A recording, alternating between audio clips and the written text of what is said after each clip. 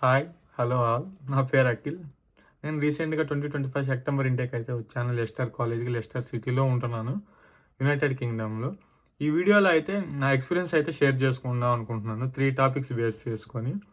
ఈ 3 టాపిక్స్ ఇచ్చి మీకు స్క్రీన్‌లో లిస్ట్ చేస్తాను. అందులో ఫస్ట్ టాపిక్ చెప్దాం అనుకుంటున్నాను. ఈ వీడియోలో లెంత్ ఎక్కువ పోకూడదు అనుకుంటున్నాను. సో, మీకు కొంచెం వివరంగా షార్ట్ లెంత్‌లో చెప్పుకుంటూ వెళ్తుంటాను. కొంచెం కోఆపరేట్ చేస్తే మీరు. వీడియోని లాస్ట్ దాకా చూడండి. మీకు మొత్తం అర్థం అవ్వాలంటే. ఇప్పుడు వచ్చే వాళ్ళకైతే ఖచ్చితంగా పనికొస్తుంది. వాళ్ళు పనికొచ్చేది లాస్ట్‌లో పెడుతున్నాను. మీరు స్కిప్ చేస్తారని. ఫస్ట్ ఆఫ్ ఆల్ కన్సల్టెన్సీ ఎలా సెలెక్ట్ చేసుకోవాలి?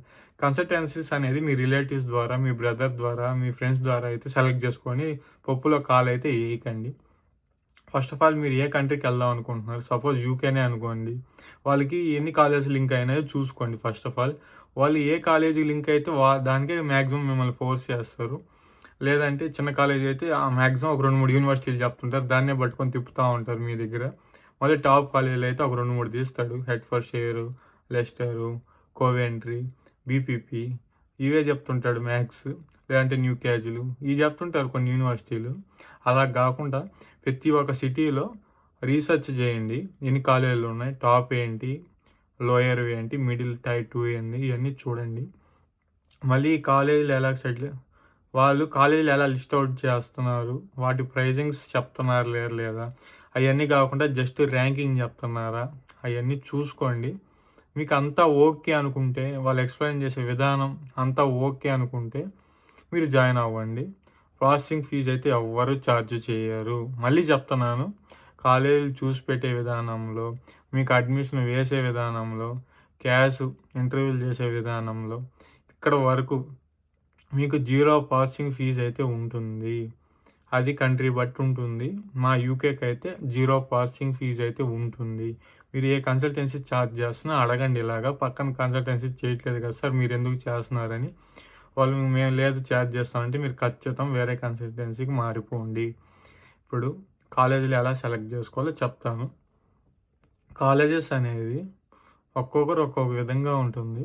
ఇప్పుడు నా దగ్గర డబ్బులున్నాయనుకోండి. సపోజ్ అనుకోండి నేను జాబ్ చేసి సేవింగ్స్ పెట్టుకొని వచ్చాననుకోండి. నేనైతే జాబ్ చేసి రాలేదు. 2025 పాస్ అవుట్ బీటెక్. డైరెక్ట్ మేము ఇక్కడికొచ్చేసాను. అనుకోండి ఇప్పుడు నేను జాబ్ చేశాను. మనీ సేవ్ చేసుకోమన్నాను. నేనైతే మంచి కాలేజ్ సెలెక్ట్ చేసుకొని, టాప్ కాలేజ్ సెలెక్ట్ చేసుకొని 1 ఇయర్ 23 లాక్స్ కూడా పెట్టుకొని వచ్చేయవచ్చు. ఏమైనా ఇబ్బంది అయితే ఏముంది నేను ఇంటికి మళ్ళీ ఇండియాకి వెళ్తాను జాబ్ చేసుకుంటే కట్టుకుంటాను. అలా రిచ్ వాళ్ళు ఉంటారు. అలా సపరేట్‌గా ఉంటారుగా టాప్ వాళ్ళు. వాళ్ళైతే కొంచెం పెద్ద కాలేజ్ సెలెక్ట్ చేసుకున్న పెద్ద ఫరక్ ఉండదు. వాళ్ళకేం కాదు కాబట్టి తీసుకున్న ఇండియాకెళ్ళి కూడా జాబ్ చేసుకుంటారు. సో, మిడిల్ క్లాస్ వాళ్ళ దగ్గరికొచ్చేతలకి మన గురించి డిస్కస్ చేసుకుందాం. నా గురించైనా, మన గురించైనా డిస్కస్ చేసుకుందాం. మీరు 23 లాక్స్ ఒక్క సంవత్సరమే ఉంటాయి యూకేలో అన్ని యూనివర్సిటీలు. 2 ఇయర్స్ అని చెప్పినా పప్పులో కాలు ఇవ్వకండి. సెకండ్ ఇయర్ ఎవరినైనా కనుక్కోండి. అదేందంటే ఇంటర్న్‌షిప్ అంటారు. కొన్ని యూనివర్సిటీస్ పెయిడ్ ఇంటర్న్‌షిప్ అయితేనే ఓకే చేస్తాయి. కొన్ని ఇంటర్న్‌షిప్స్ నార్మల్‌గా ఫేక్ పెట్టి ఇక్కడ సెకండ్ ఇయర్ వీసాని రన్ చేసుకుంటా ఉంటారు. అలా చేయకండి. మాక్సిమం 1 ఇయర్ కోర్సులు చూడండి నా ఒపీనియన్ అయితే. లేదు మీరు ఇంటర్న్‌షిప్ చేయాలి జాబుల మీద అని అనుకుంటే సెకండ్ ఇయర్ కూడా చూస్ చేసుకోండి. రిచ్ వాళ్ళకి చెప్తున్నాను. మీరు ఏ కాలేజ్ వాళ్ళు సెలెక్ట్ చేసుకోవచ్చు. రిచ్ అని ఎందుకు తీస్తున్నావు బ్రో ప్రతిసారి అని మీరు అనుకోవచ్చు. ఎందుకంటే మీరు ఏ కాలేజ్ అయినా సెలెక్ట్ చేసుకొని మీరు ఇంటర్న్‌షిప్ కొట్టుకోవచ్చు. లేదంటే చిల్ చేసుకొని వెళ్ళిపోవచ్చు ఇక్కడి నుంచి. ఇక్కడ మనం మిడిల్ క్లాస్ వాళ్ళ దగ్గరికి వచ్చేతలకి ఇప్పుడు సపోజ్ ఇక్కడికొచ్చి మీకేమన్నా ఇబ్బంది అయితే 23 లాక్స్ కాలేజ్ ఫీజు అనుకోండి ఇప్పుడు మా లెస్టరు. దాన్ని మీరు ఎలా రీపే చేస్తారు? ఆ ఖర్చులన్నీ పోను 30 అయిపోద్ది. ఆ 2 ఇయర్స్‌కి ఇంట్రెస్ట్ ఒక 20, 35 అయిపోతుంది. అప్పుడు దాన్ని మీరు ఎలా రీపే చేయగలుగుతారు? అది నా సజెషన్ ఏందంటే 1 ఇయర్ కాలేజ్ తీసుకోండి. 1 ఇయర్ కాలేజ్ తీసుకుంటే 11 లాక్స్, 12 లాక్స్ నుంచి కూడా కాలేజెస్ అయితే ఉన్నాయి. మంచి ర్యాంకింగ్‌లో టాప్ 1000 పైన ఉంటే చాలు. ఏ కాలేజ్ అయినా ఒకటే. ప్రతివోడు ఇచ్చేది ఒక సర్టిఫికేట్. ఆ సర్టిఫికేట్ ఎత్తుకొని ఇండియాకే పోతాం. 100లో ఒక 10 మెంబర్స్, 5 మెంబర్స్ జాబ్ కొడతారు. టాలెంట్ బట్టి స్కిల్స్ అయితే నేర్చుకోవాలండి. అందరూ ఇక్కడికొచ్చే ముందు అది పనిగా మీకు మళ్ళీ రిపీట్ చేస్తాను. ఇక్కడికొచ్చే ముందు ఐటీ వాళ్ళైతే స్కిల్స్ నేర్చుకోరండి. మిగతా బ్యాక్‌గ్రౌండ్స్ గురించి నాకైతే తెలియదు. అంత ఐడియా లేదు. ఐటీ‌వి అయితే మీరు ప్రతి ఒక్క స్కిల్స్ నేర్చుకోరండి. Programming languages. ఎందుకంటే ఇక్కడ ప్రతి ఒక్కడు అక్కడుండే వాళ్ళకి స్కిల్స్ రావాలి. అందుకే వాళ్ళు జాబ్ కొట్టట్లేదని అయితే అనుకోకండి. ప్రతి ఒక్కరు డే అండ్ నైట్ అయితే రెజ్యూమ్స్‌తో అప్లై చేసుకుంటుంటేనే ఇక్కడ జాబ్స్ అయితే రావట్లేదు. ఒకరో ఇద్దరికో తగులుతా ఉన్నాయి. అలాంటిది మీరు స్కిల్స్ లేకుండా ఇక్కడికి వచ్చి డబ్బులు సంపాదించేద్దాం, లేదా 2 ఇయర్స్ PSW వస్తుంది కదా, లోన్ కట్టేవచ్చు అని అయితే పెద్ద కాలేజీలు పెట్టుకొని అయితే రాబాకండి. 10 ఇయర్స్ 10 lakhs 12 lakhs చిన్న కాలేజ్ పెట్టుకొని రండి. అలా వచ్చాక 1 ఇయర్లో మీరు కాలేజ్ ఫీజు పే చేస్తారు. 2 ఇయర్స్ ఉంటుంది. అలా కొంచెం మన ఖర్చుల వరకు పార్ట్ టైం చేసుకుంటే జాబ్కి అయితే అప్లై చేసుకుంటే జాబ్ అయితే కొట్టవచ్చు. అందుకని నేను కాలేజెస్ గురించి అది పనిగా చెప్తున్నాను. ర్యాంకింగ్ అయితే టాప్ 1000లో ఉన్నా పర్లేదు. 1 ఇయర్ కోర్స్ తీసుకొని తక్కువలో తీసుకోండి. 1 ఇయర్లో కాలేజ్ అయిపించేస్తారు. 2 ఇయర్స్ PSW అని మేము వచ్చినప్పుడు 2 ఇయర్స్ ఉన్నింది. మీకైతే 18 months చేస్తాం అంటున్నారు UK గవర్నమెంట్. చేశారు. ఆ 18 monthsలో మీరు ఏంటంటే కొంచెం 1 వీక్లో 20 hours పార్ట్ టైం చేసుకోండి. మిగతా టైం అంతా మీ స్టడీస్ మీద కాన్సన్ట్రేషన్ చేసి జాబ్కి అప్లై చేస్తూ ఉండండి. PSWలో మీరు ఖచ్చితంగా జాబ్ కొడతారు. అలా ప్లాన్ చేసుకొని వస్తే అందుకని మీకు చెప్పాను ఎలా కాలేజెస్ అప్లై చేసుకోవాలో.